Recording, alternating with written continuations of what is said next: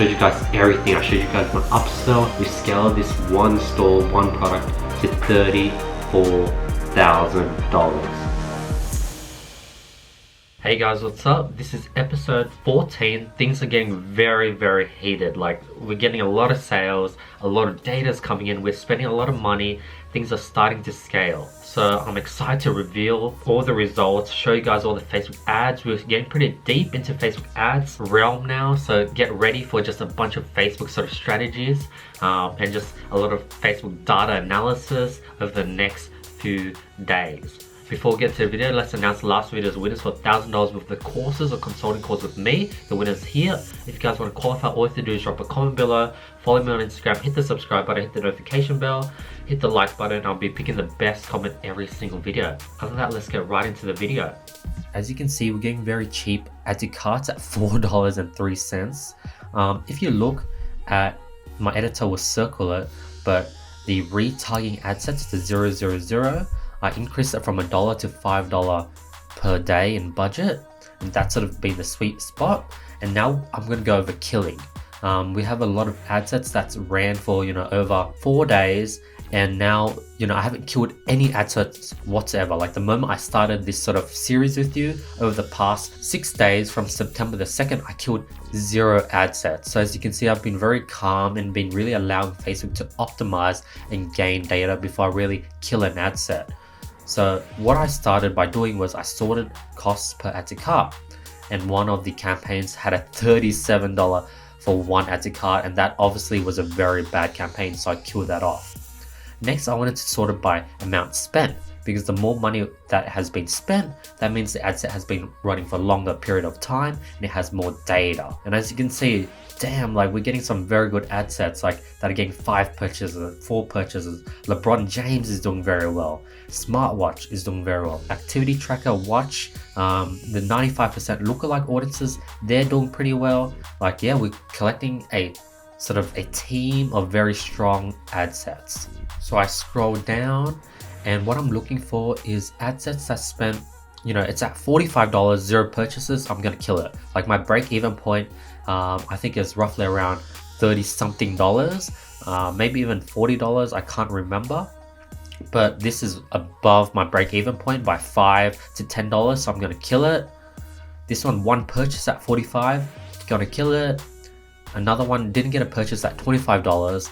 That I'm not gonna kill because it hasn't ran long enough. So these $20 ad sets, most really top dropshippers will let them run for 4 days, let them run to $80, but I'm not there yet. I'm gonna kill it if it hits 45 and it's like $5 to $10 above my break-even point. Like, most people kill at break-even point. I'm gonna let it run a bit further, and if you're like a pro, you're gonna let it run to $80 freaking dollars. Let it run for 4 days, but I'm not there yet. But yeah, that's the result for the 8th, and then this is the next day. It is the 9th, and I'm gonna show you my upsell sequence. As you can see, I made $132 from my post-purchase upsell. So the $47 I paid per month for one-click upsell already made its money back.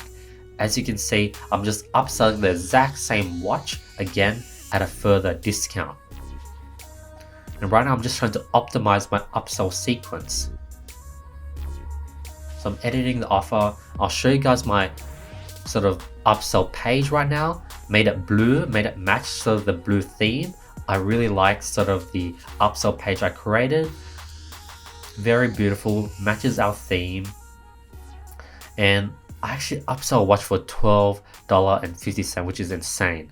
The fact that we can get it for, I think, 5 to 6 USD, even if I sell it at $12.50 as a downsell, I'm still making an extra $7 in profit. And I've explained how the upsells work and how even if your profit is like as low as $5, it's an extra free $5 because you already paid for that initial purchase. But yeah, right now I'm just optimizing my offer pages. I'm changing the discounts, I'm moving around, I'm reducing the discounts. I'm just finding the sweet spot on how to get more people to click the upsells and take the upsells depending on the percentage.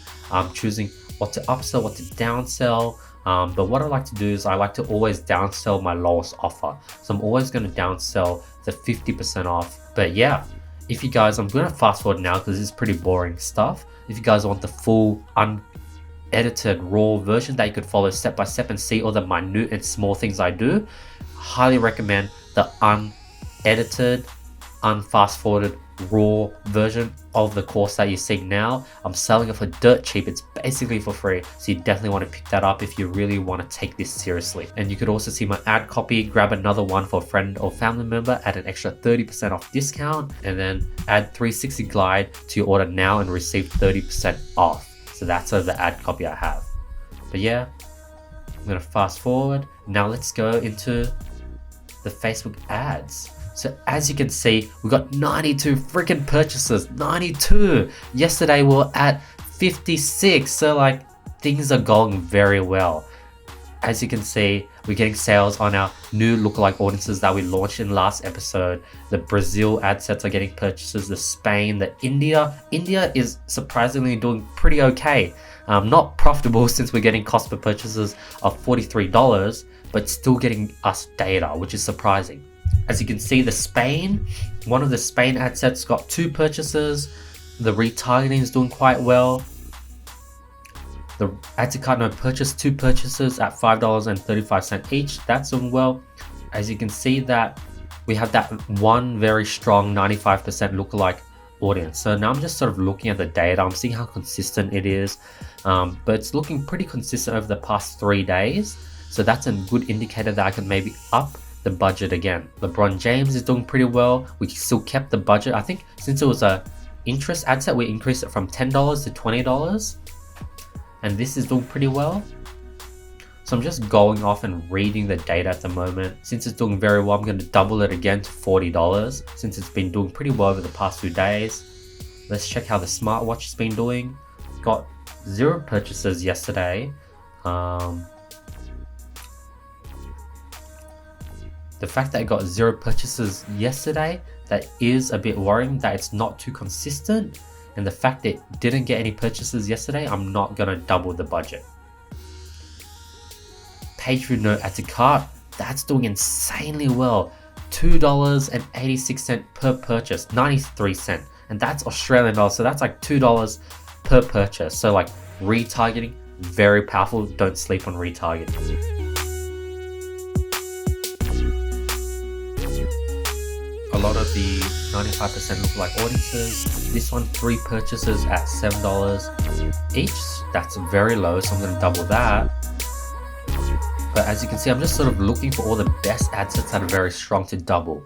Now, a lot of people talk about duplicating. I don't really, in this case, for this particular sort of campaign, I feel that doubling works best just because I have so much lookalike audiences. Like if I do a lot of duplicating, it will just make the whole campaign so messy. Like I rather use the editing budget strategy. If it kills the ad sets, it kills the ad sets and I move on to the next one because I have a ton of ad sets. So I'm not too worried about killing ad sets and sort of ruining it as I double the budget and breaking the ad set.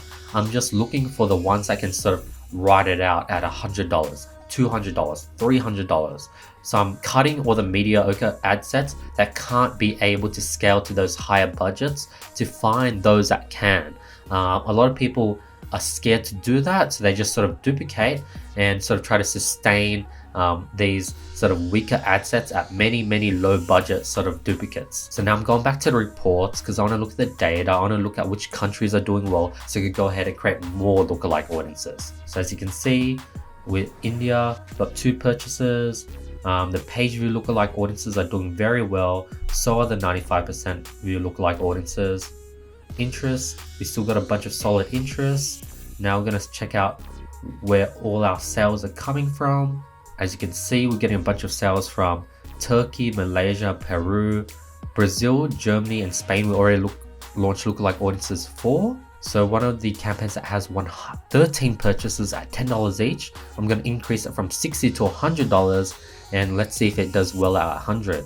But that's one of our strongest ad sets so far. But yeah, so I went into the audience manager now, and I'm going to go ahead and create lookalike audience for initiate checkout.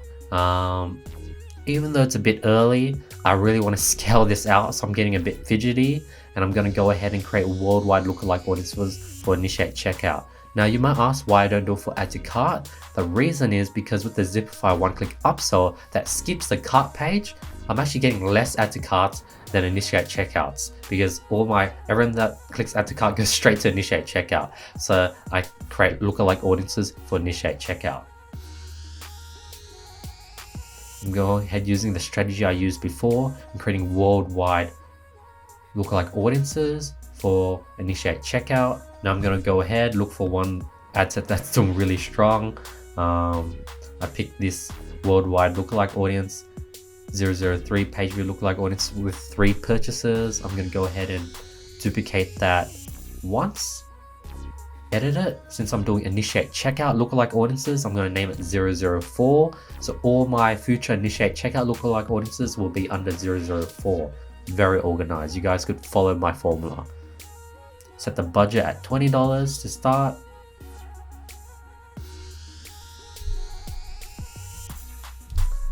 I keep it with IG mobile, since at the very beginning we saw that IG mobile performed the best. So I'm going to keep it with Instagram mobile. I'm going to duplicate this 9 times, and then I'm going to add in all the initiate checkout interests. I'm going to fast forward this just because you've already seen me do this many times. If you guys want the raw recording where you could actually see this unfast forwarded, check out the description below.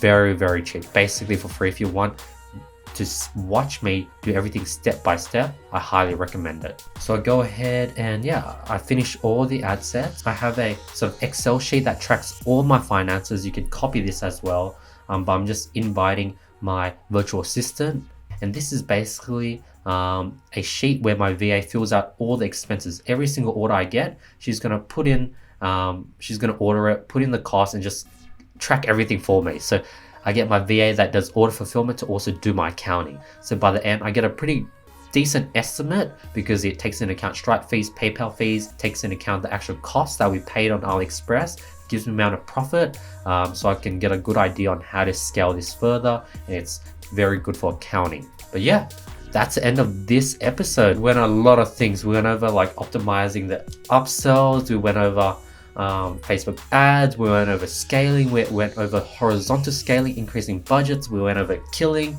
Things are just getting pretty packed and full on, and if you made it this far, things are just going to get better and better, like 30k in 30 days. So thank you so much for watching. I really appreciate your time and effort. Don't forget to subscribe, hit this notification bell, drop your comment below. What has been your favorite episode so far? We're 14 episodes in. Tell me what your favorite episode is. Drop that in the comment below, and I'll be seeing you guys tomorrow with the next episode. Thank you so much, and hopefully you had an amazing day. Peace. I'm not making the website perfect before I launch the Facebook ads. I'm making it perfect as I go along. I'm perfecting it over time. A lot of people go into the mistake of trying to perfect their website before anything even starts. And that's a big mistake that you don't want to get into.